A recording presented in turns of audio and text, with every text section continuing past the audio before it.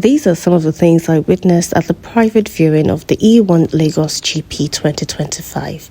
It started sometime in August this year when I heard that E1 would be hosting his water sports in Lagos this year, and initially I was very thrilled, but I had my reservations. Ticket.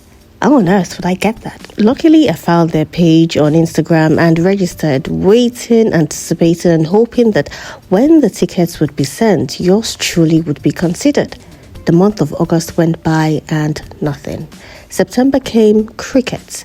And bearing in mind it was a 2-day event in October, the 4th and the 5th, I was sure to get a ticket, so I thought, but still nothing as at the 3rd of October. Now, you know that feeling of having to refresh your emails 1,000 times a day for a new mail to drop? That is exactly my case. In fact, my thumb bruised from frequent checking, but still nothing. And the funny part was that the team kept on sending anticipatory email, which, even got me more excited, thinking that mine would come, but still nothing. So the morning of the 4th of October, I received the unexpected email, which felt like an interview. We have received thousands of requests, but we're sorry we have limited spots, so you might want to click on this link. Link? How about now?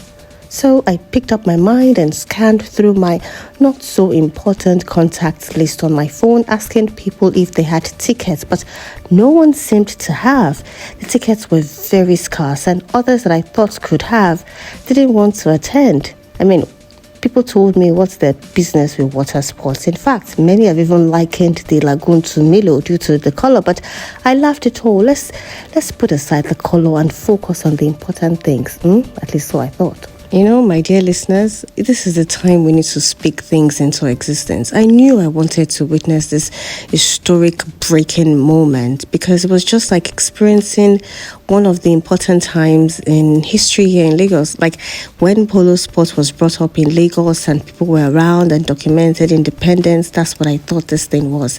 I had no formal inclination of what to experience or what to expect. I knew someone like Dede Drogba was coming. I wasn't sure what that was, but I knew it was coming. So many other international players were coming to play on Lagoon in Victoria Island, and I still wanted to be there. So Saturday, 4th of October came and no show, and Sunday came, I went to church. The message was a Thanksgiving and encouraging us to make Nigeria proud. But how could I make Nigeria proud when I didn't even get a ticket?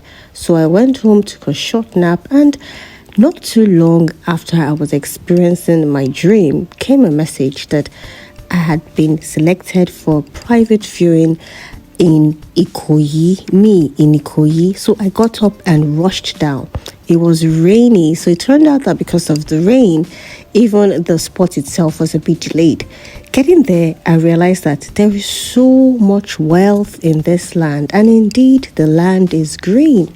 It was an exclusive gathering filled with captains of industries, real estate moguls, and CEOs all in one place, including Fumi, of course.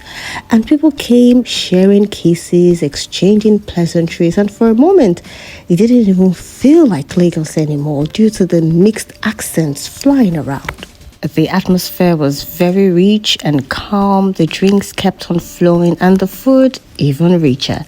Some men seemed interested in the sport, and they would go out into the balcony, bringing out their phones and filming away and taking pictures, and others were just there for networking. The ladies were decked up in nice outfits and bags, and the food, did I mention the food was great? At this point, I didn't even know if I wanted to watch the sport that I had been eagerly waiting to watch, or if I was just there for the food. The food kept on coming in and going out, and it wouldn't even stop. Different types of meal. I wasn't even sure what the initial cheer was.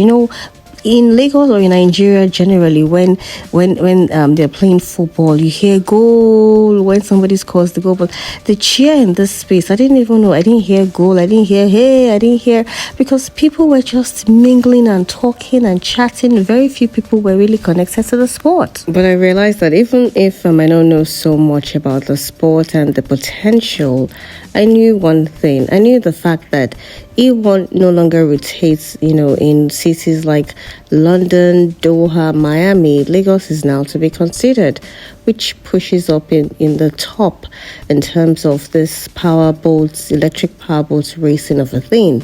It also spoke to my mind that Lagos also is to be considered in terms of investment opportunities. I mean, the amount of people that came to Lagos in the last 1 week, the amount of investment, the amount of monies that have passed through hospitality, food, transportation.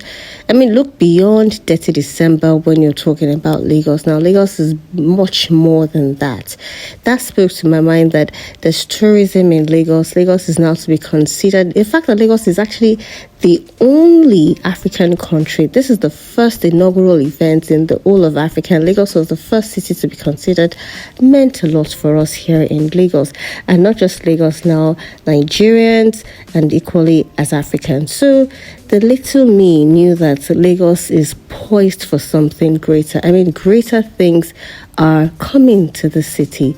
Forget about the Lagoon. It might look brown, it might look dirty, but it's something that we're considering. Sustainability is coming to Lagos. I mean, the truth of the matter is that things are really improving, and Lagos is going to get really, really expensive. You thought the city was expensive? Wait until you come in the next couple of years. Already the real estate across this corridor, I mean, those that are facing the waterway, I'm talking about 1004, will go, it's like the prime now, because that side of town is going to be utilized a lot more. The hotels around that area is going to be more pricey, the rental hotel, the restaurants, because the view is amazing. So, I mean, Lagos right now is where to be. I kind of feel like I'm actually touring this city more. A lot of tourists will now be coming into the city because we have so much more to offer. So if you're considering coming to Lagos, or you're thinking of coming to Lagos, well, this is what Lagos has to offer right now, and it's beyond what you've heard, it's beyond what you've seen. There are more things to consider. That said, what other African country do you think should be considered next after Lagos? I mean, this was what I got to, and I'm thankful I got the ticket, and I'm thankful I got to share with you. I'm hoping that everything aligns for me in the next couple of weeks, and any other interesting activity that they're doing for me gets to enjoy and explore, so I can bring it to your viewing pleasure. But thank you again. These are all the things that I saw.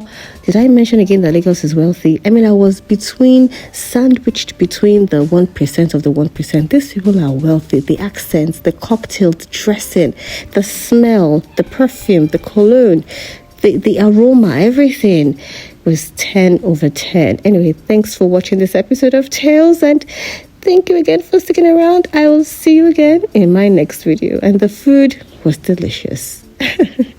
Bye-bye now.